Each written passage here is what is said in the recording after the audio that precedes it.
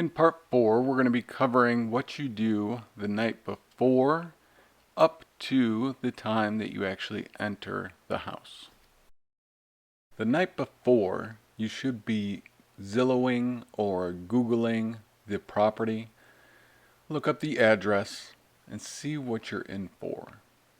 How does the roof access look? How does the house in general look? Etc. When you pull up to the property, make sure you're at the right address.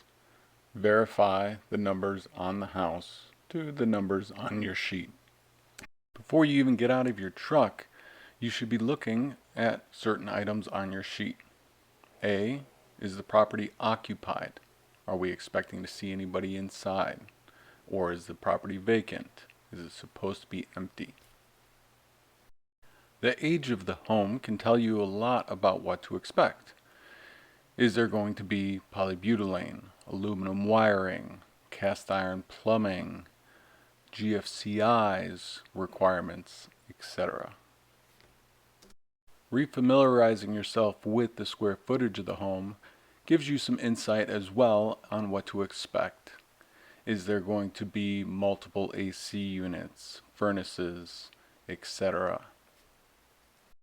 Ensure you have contact information for the sellers themselves or the seller's agent. So that way, if there's any problems getting into the home or any issues that you encounter at the home, you have somebody to call.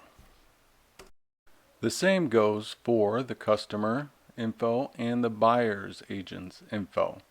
So that way, if there's any problems, encounters, delays, flat tire on the way there, you can keep everybody informed and apprised. Next, remind yourself what services you are performing. In this instance, we're doing a home inspection and a termite inspection. Lastly, take a look at the time that the buyer is going to be arriving for the walkthrough. I personally like to set an alarm on my watch about 15 minutes prior just to give myself a heads up. As you're pulling up to the house, I typically like to stop before the house. Then I'll get out, take a couple of my photos for my report, verify the address, and then remove my truck to its final position. The final position that I picked to park isn't in the driveway. The reason I don't park in a driveway, or at least a short driveway like this, is that I want to leave space for the buyers when they arrive for their walkthrough and a space for the agent. So I assume the buyers are going to pull into the driveway and then the agent will pick the other spot on the street. I do want to be located to where my ladder I can pull out and get to the house, and I'm not excessively far away from the home. So I typically pull up on the left side of the home, and that's usually the spot that I'll pick. Once I'm parked, I'll grab my bag, and then the first place I'm going to head over to is the water meter. All the utilities of the house should be on. So if you get over to the water heater and there's a lock on it, a city lock, then you can go ahead and call the buyer's agent, and discuss what to do from there. A lot of times there's no reason to do a home inspection if the water's not on, just because it's such a major component of the home. All the faucets, fixtures, any sort of leaks, hidden or known, water heater, etc. If the water meter is not locked, I'm going to pull out my camera and take a 30-second to a minute-long video. What I'm looking for is to see if that water meter is actually moving, counting, rotating. If it's not running, that lets us know that there's no water flowing to the home, and that's a good thing. That means there's no hidden leaks. Now, if that water meter is moving, it's not the end of the world either. That just lets us know that A, there may be somebody inside of the house. A toilet might be running, an ice maker, dishwasher, the irrigation system, even the pool may have an autofill on there that is constantly running. Very common here in Arizona in the summertime to see that water meter moving. Again, not the end of the world, but it lets us know that we need to be looking for some reason or some symptom of why this water meter is moving.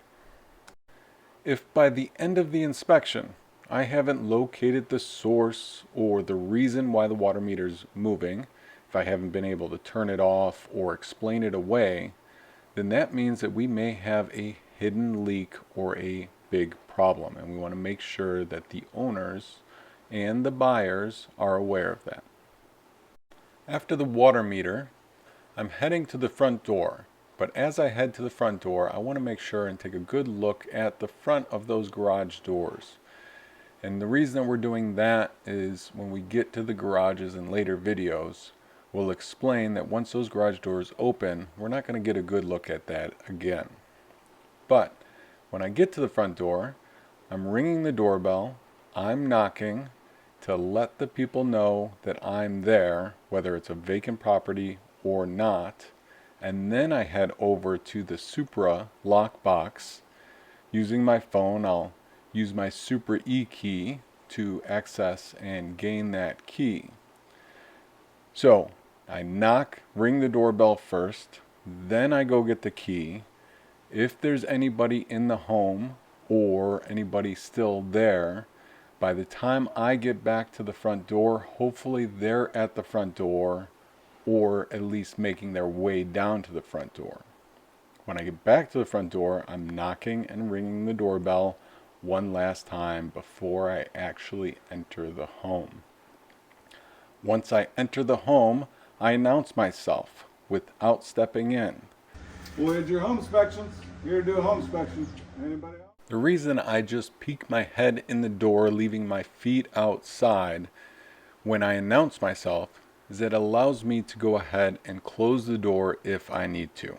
If there's pets trying to get out, an angry dog that's inside, etc., it just allows me to go ahead and give myself time or not barge in and be able to close that door quickly if need be. In the next video, part 5, we're going to be exploring the initial walk of the home and getting set up.